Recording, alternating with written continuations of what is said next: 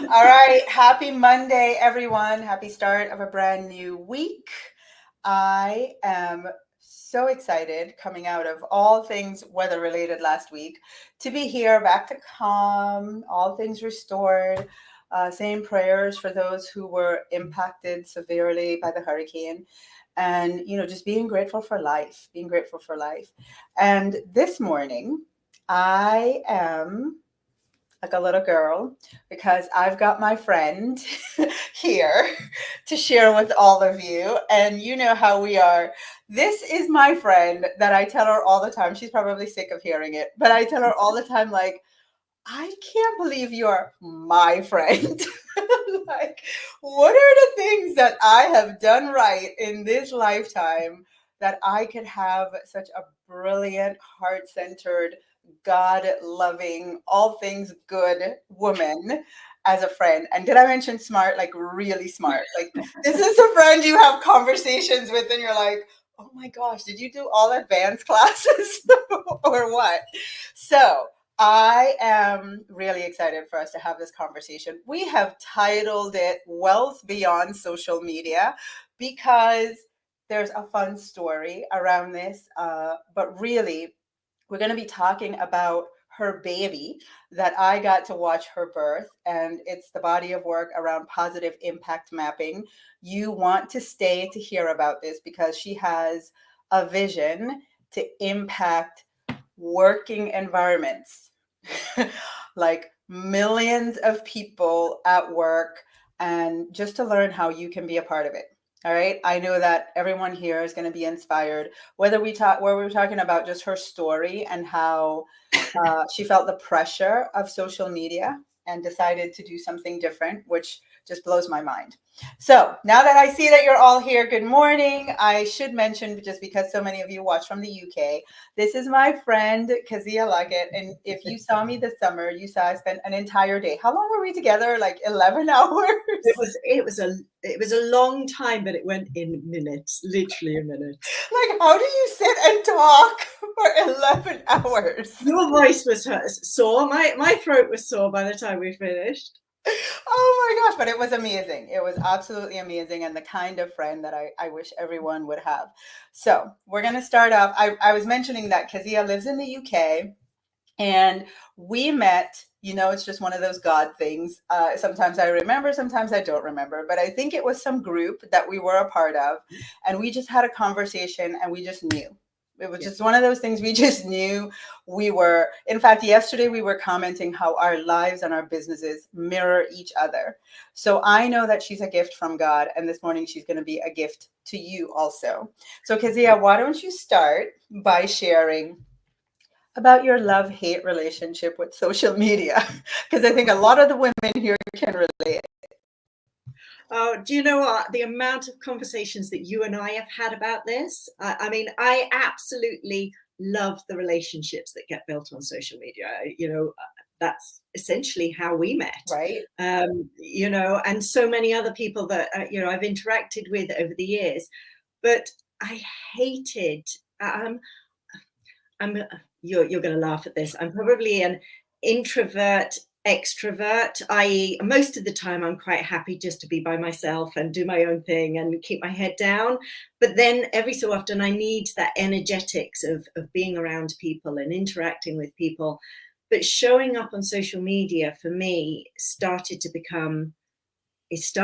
wear on my mental wellness. It was constantly felt like I was having to show up, and I didn't mind showing up, and I loved the interaction when I was there.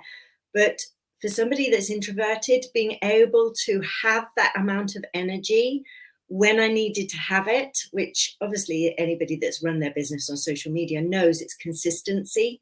Some Yeah. people just don't feel like it. I mean, I take my hat off to you. And, I know you're slightly different human beings than I am, in so much as you absolutely thrive on it. But I just found it just started to impact on absolutely everything, which is a real shame because everything was built around social media. Yeah, and let's just be clear for those of you that think I love it. Let me clarify. I love this. Yeah. I love knowing that we're here live and that I'm sharing, you're listening, right? We're engaged. The being on all the time, the constantly feeling like, what should I post? What value can I add? Like the being on all the time and the needing to constantly think about what to put out there. I don't love it. I don't. So Just let's be clarify clear, that. right? Jackie, goddess Jackie is on here and she loves it. Like she's like, it's my creative juices, it's my creative outlet, right? And I am actually, a lot of people will see us and especially me and think I'm an extrovert, and I'm not. I'm a situational extrovert. I'm an only child, very introverted. So social media is also, like a love dance that I have to do myself. So, ladies in the chat, can you relate? Somebody, Mia says that is so me, Kazia. Yeah. She can definitely relate to you. And so there came a point where you have a business. Yeah. Um, for all intents and purposes, it's as if being on social media is like business 101 today. Like there seems to be no way around it. But you had a defining moment with a question that one of your mentors asked. Can you share that? Oh, do you know what? Many people will get this, and you'll get this because we've discussed this on numerous occasions. But when you're in that state of resistance, you know you're meant to be doing something different, but you're resisting it. And my mentor said, what would you be willing to give up? And at the time, I had international best-selling books. I was running Destined for Bigger Things, which was a women's conference. I was doing retreats and programs. She said, what would you be willing to give up to get on to the path that you're meant to be going on? And I just literally listed all of the things that I wasn't willing to give up. And unfortunately, when God has other plans, you don't get a choice. You don't get a choice in the matter. And you can resist as much as you like, but there comes a point where you are pushed and you're having to learn how to pack your parachute on the way down rather than just go. And I was pushed. I was pushed in a variety of different ways that just kind of threw me over the edge. And it took me a long time to kind of be at peace and understand what it was that I really truly wanted. Yeah. And that's something that my loving friend has said to me a million times. In fact, last week I was like, "Cause it's happening so fast. Oh my gosh, it's happening so fast." And she's like, "Yes, my lovely. Yes, my lovely. Pack your parachute on the way down. Yeah, Like definitely. God's ready. Let's go." Right. So let's talk about that because I think a lot of women can relate to that moment where you've got your best laid plans, right? And actually, what I want to go back to is the question your mentor asked you: what would you be willing to give up so you can get on the path you're willing to be on? And there's a beautiful woman that's watching this morning from the UK who is Goddess Antoinette. And we had one of our calls and we talked about this, and she had to give up games on her phone. Right? And she was like, I'm going to do it next week. And we were like, yeah, no, by the time we hang up this phone, you're deleting them all. So that was God pushing her through me, like now. But that's a really powerful question, everyone, for you to contemplate this morning. What would you be willing to give up to go be on the path you're meant to be on? And so the beautiful opportunity, we'll call it beautiful, right? The push. It was messy. It was unpredictable. It was horrible. But yeah. Right. But it came in a business arrangement going wrong. Yeah. Yeah. And so many times we can look at, woe is me, why is this happening? Oh my gosh. And it was messy and it was hard and it was challenging. And you can look back now and say what? It was the best thing that has ever happened to me in my career. And you know this, every morning, every night I'd go to bed and I would pray and I'd pray and I'd pray that God would sort it out. And I remember one morning I woke up and it was, something had kicked off in the evening, and I woke up and I said to God, I thought you were meant to sort this. And he said, I did. You just didn't like the way I did it. God, let me translate for us Americans. God, I thought you were going to take care of this. Like, that's your job. That you were going to take care of this difficult situation, this agreement gone wrong, this painful, scenario that I'm having to navigate. And God was like, because yeah, I have. You just don't like it. You don't like the way I'm doing it, right? Yeah. And on the other side of how God do it, you are now looking back and saying, oh my gosh, that was the best thing ever. The best, the The best, best. the best. Right. And so, how did you navigate it? Like, we've talked about some of the things that you got out of that situation, one of which was this being really honest with yourself about social media. It's an interesting one because you have to spend time just processing what you've gone through, and that in itself is a process, a learning process about who you are, how you're showing up, what you want to do in the future. Can you hear me? Okay. Echoing a little bit all Yeah. of a sudden. I'm not sure why. Hopefully it'll be okay. There Yeah. we go. We're back again. So it was a process, and during that process, interesting things. You can only piece the puzzles of the picture together in the hindsight of time when you look back and you go, aha, that's why that was there. And there were a couple of things that came in for me. One was I was asked to do International Women's Day, speak for International Women's Day for a big American corporation, which I did, and that was my first time doing a big one for an organization rather than Your own event. Yeah, or on social media. So that was the first, and then the second was a job that I do not even remember applying for. Contacted me and said, we'd love you to come work for us. So I went off and worked in this organization. They worked with organizations. And I remember saying to you, I don't know why I'm here, but I'm here for a reason. And the reason kind of materialized in so much as that, I'd been out of work, i.e. running my own business for about 10 years. And it's still as tricky as I remember. You can go into a brilliant company and you can feel enthusiastic and you feel like you're doing the work that you love to do. And then there are other organizations where you're miserable because you absolutely hate it. It's a toxic work environment. And what came out of working with this organization was actually there is a whole world out there of people that are working that aren't necessarily wanting to set up their own businesses and follow their passion. They're happy working, but how can we make the work that they do the most positive experience of their lives? And myself and my business partner, we both have teenage children. They're coming into the workplace. We want to make damn sure that the work that they go into is enjoyable and they don't experience many, many years of being absolutely miserable. Yeah. It's funny because, so Kezia and I are really close friends, and I have had front row seats. Yes, you have. I'm in the VIP section of the unfolding of all these events. And I remember when you were at that job, and this is really important for women to hear, you were at that job and there came this moment, this defining moment where they wanted you to do work and not pay you for like your amazingness, right? The thing that you were going to bring that was outside of the scope of the agreement with them for your job.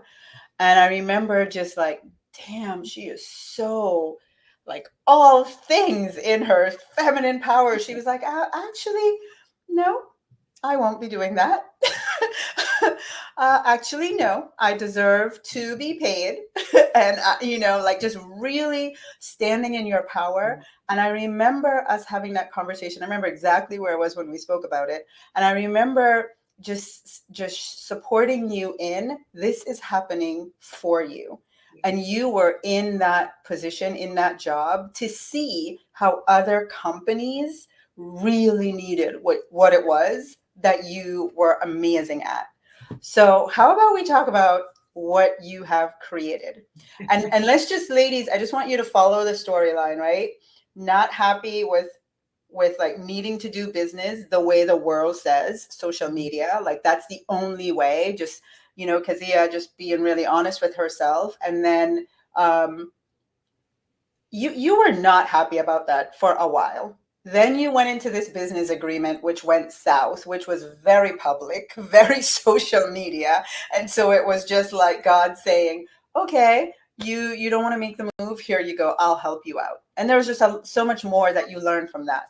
And I want you all to just follow the storyline, because what it did was it led her to her purpose, why you're really here, and how you are meant to positively impact. Tell us how many people and in what way.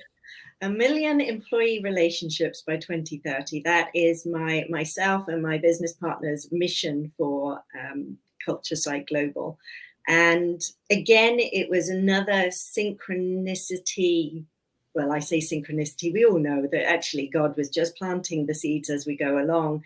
And as a positive psychologist, I still do a lot of kind of research and reading papers and articles around a variety of different things. And I happened to stumble on, and there are no coincidences, I happened to stumble on a research paper around positive relationships. And it's called, it's got a term, it's about relational energy.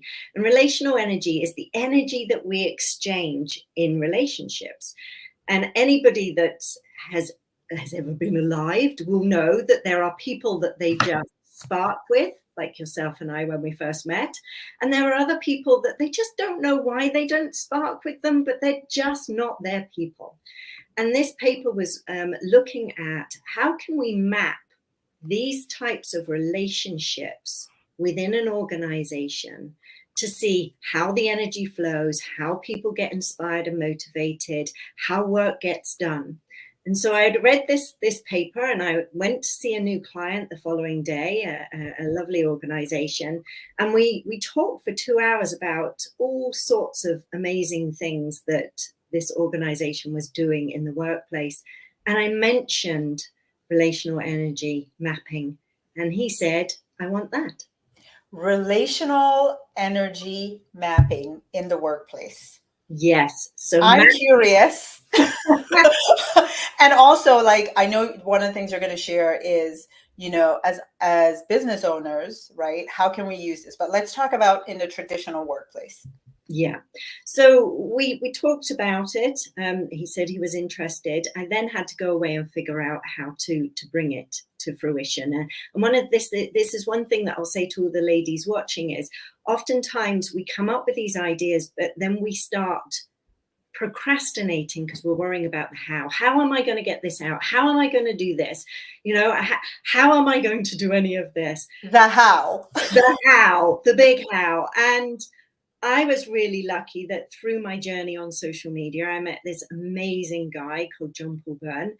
Him and I worked together on numerous projects. He is a tech genius. If you haven't already met him, you need to, because he is a tech genius. And I phoned him up and I said, look, this is what I need to do. Can you help? And he said, yes. And cut a long story short, we ended up creating Culture Site Global together and positive impact mapping, which builds on this relational energy mapping.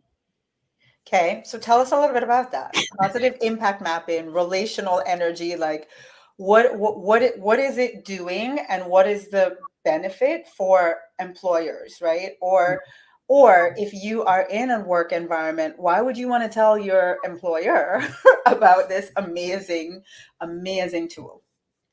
Well, I think the first place to start really is everything is either life-giving or life-depleting.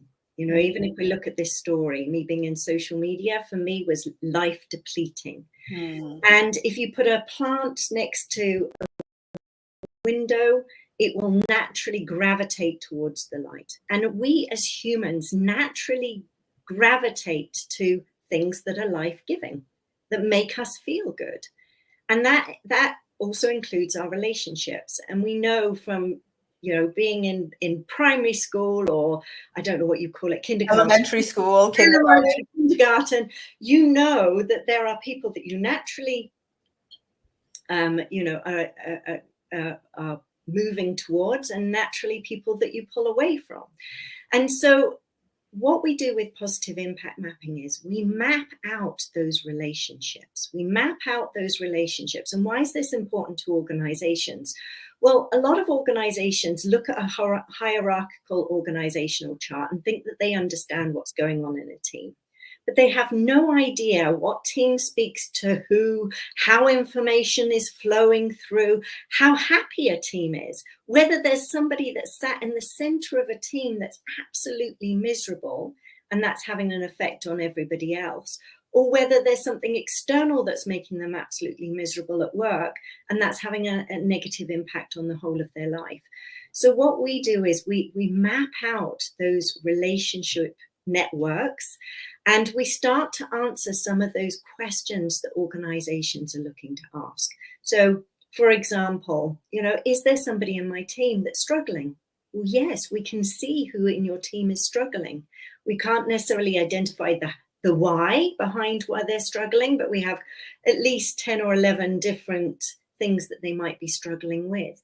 But we can identify the positive energizers, and this is where it gets really exciting, especially as a positive psychologist, is positive energizers in an organization. Successful organizations will have 3 times as many of these individuals sat within their teams and departments than any other organization. Pause. Pause. Successful organizations will have 3 times as many positive energizers. Yeah. Okay. Just want to make sure everybody heard that. Keep going. And those positive energizers will, A, be highly successful, but the people that surround those positive energizers, they too will be successful. And the reason is because a positive energizer makes other people around them feel so good.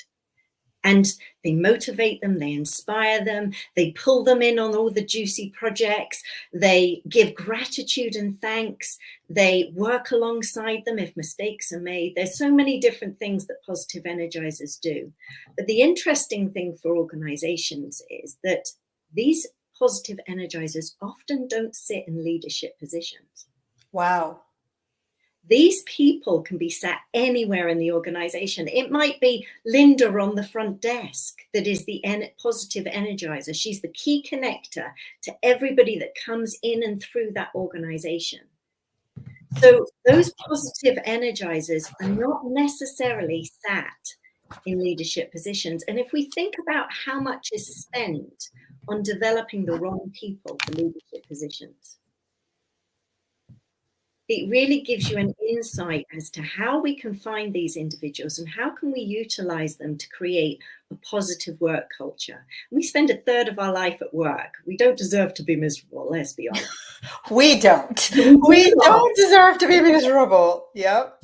So we're really looking to identify those positive energizers and how can we help organizations to utilize them, especially when organizations are going through change, and there's a lot of change going through organizations at the moment. We've got 4 generations of individuals in the workplace, from Gen Z up to baby boomers. There's a lot of change going on. So how can we utilize those individuals to help change, whether that's mergers or acquisitions or just teams just being shifted and changed?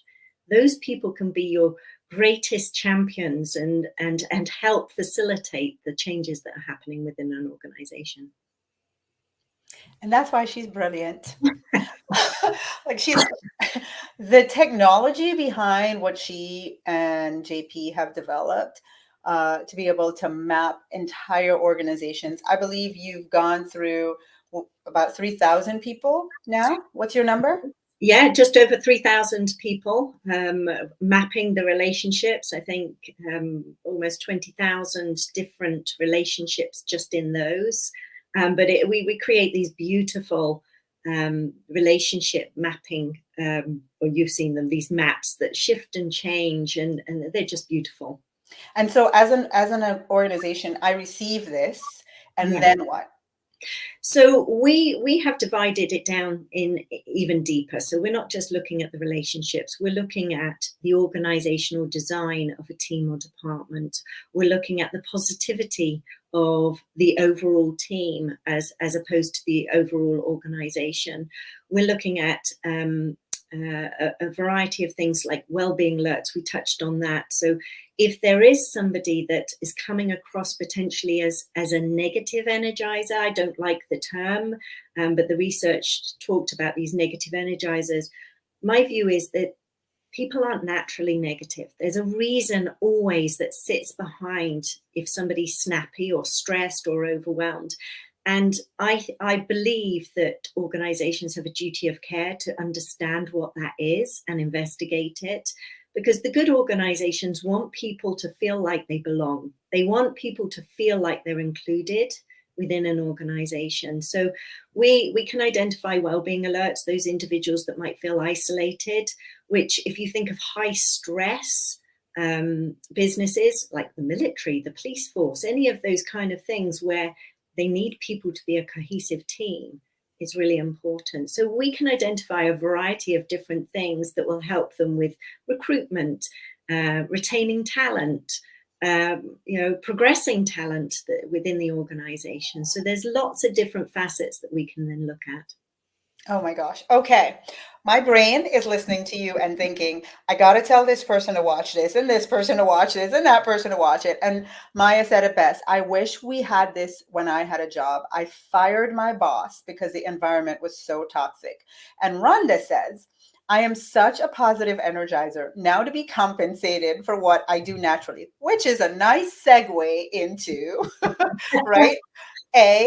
We all either are currently part of an organization that we would want to have this brought in.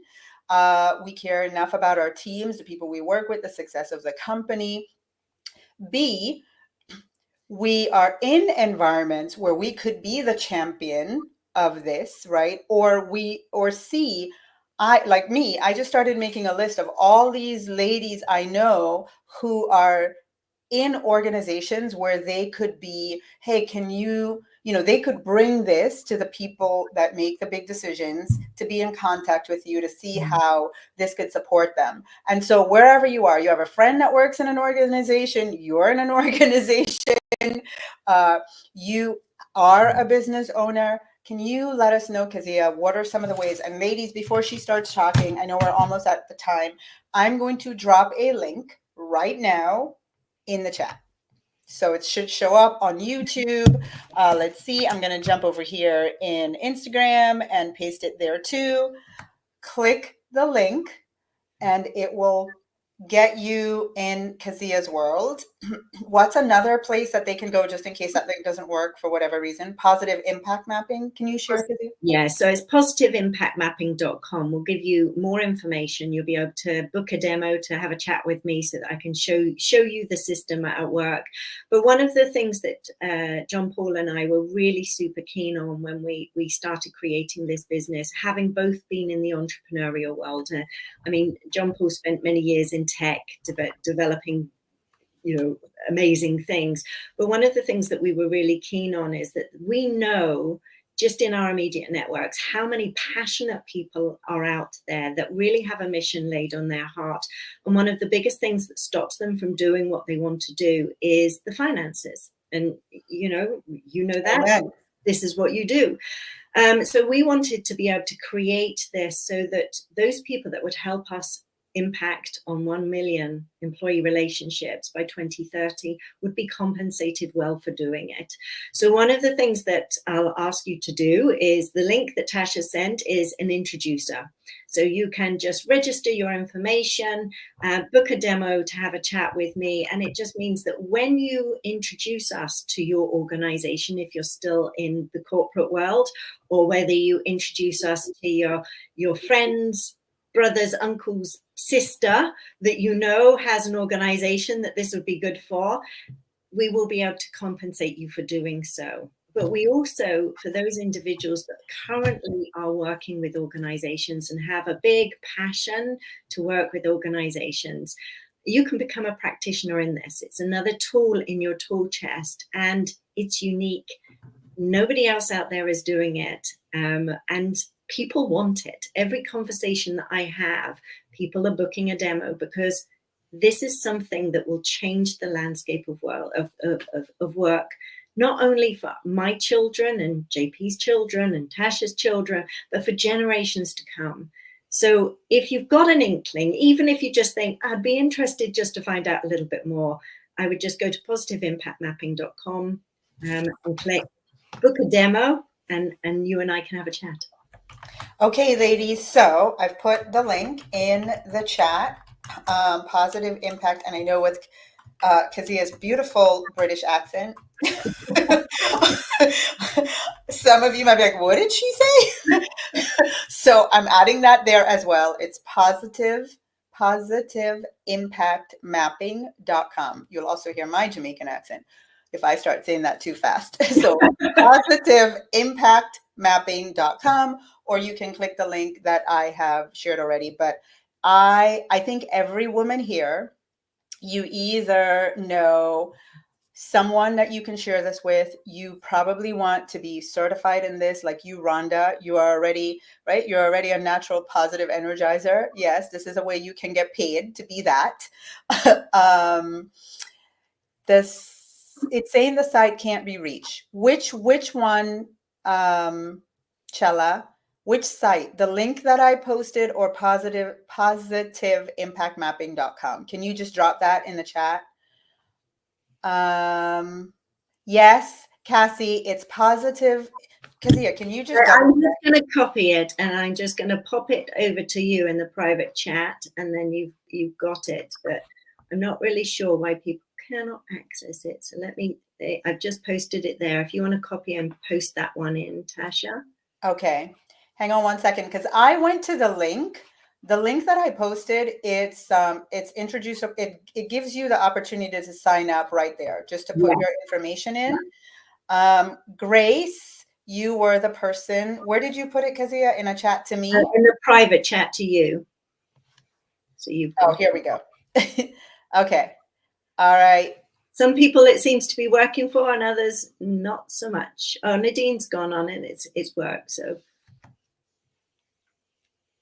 Okay, there we go, ladies. I put it, I literally copied and pasted everywhere for everyone. I'm going to drop this over here in Instagram also. All right. So, and ladies, if all else fails, please just tag me in the comments, tag Kazia Luckett, and we will get you the link. Easy peasy. There is a way for all of this. Cassie, this would be amazing for you. Cassie. That this was God, because I don't think you watch every week, and the fact that you are here and the work that I know that you do, this is an amazing opportunity for you as well. So many people. Grace, for your company. Mia, I know that you used to be in corporate. I'm sure you got a lot of friends still there. You're also growing your own organization. I'm hoping Gia is watching, Nads and Carla, Antoinette.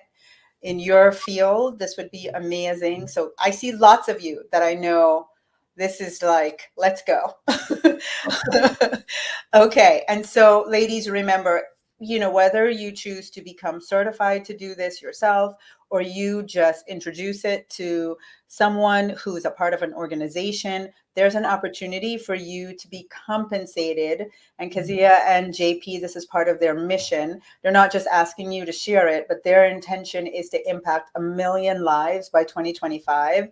And if you are able to make the workplace a better place for others, and to introduce this into work environments, whatever that introduction looks like, you will be compensated.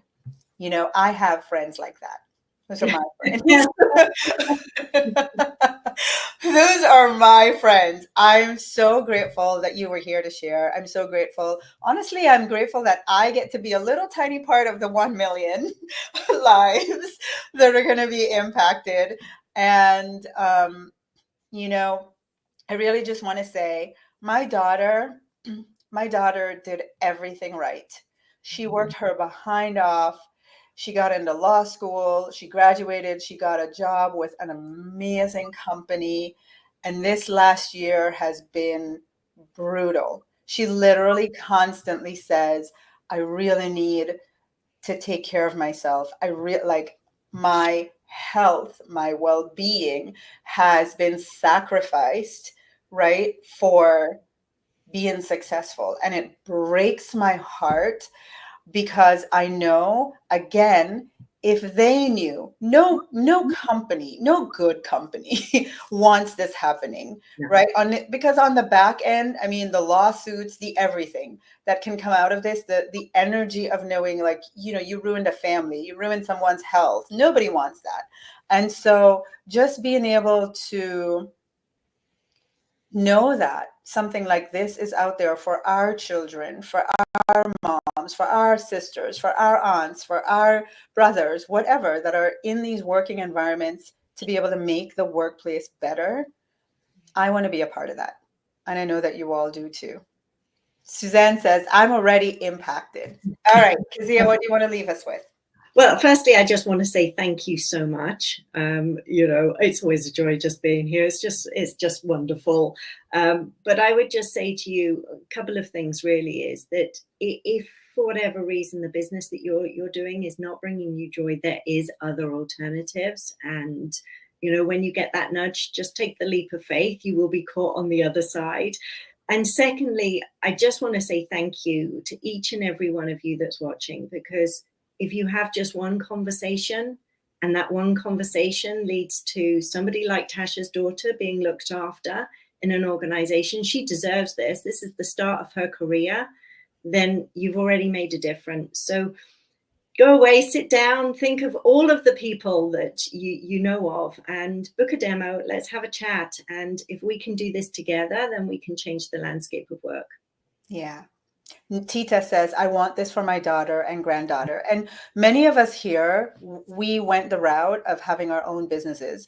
Your business is going to grow to the point that you become the employer. So no matter what, we want this. And yeah, we are business owners, but let's face it, corporations run the world. Like our cars, every single thing that you touch, the home that we live in is built by a company, right?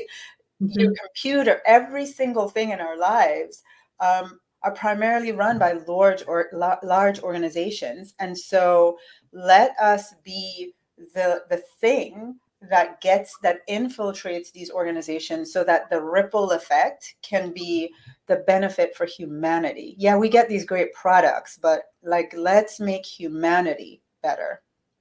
You're getting a lot of love on here, a lot of thanks, a lot of all things. Jackie, young Landy, make sure you get your daughter signed up so she can bring this to the bank. They're going to love her, right? Who do you know that works in an organization that could become the champion of this at their workplace? And then they're going to be the shero and the hero. Mwah. All right, ladies. Thank you, Kezia. Bye, everyone. Have a great Monday. And that's it for today. I love how I'm like volunteering them what to do.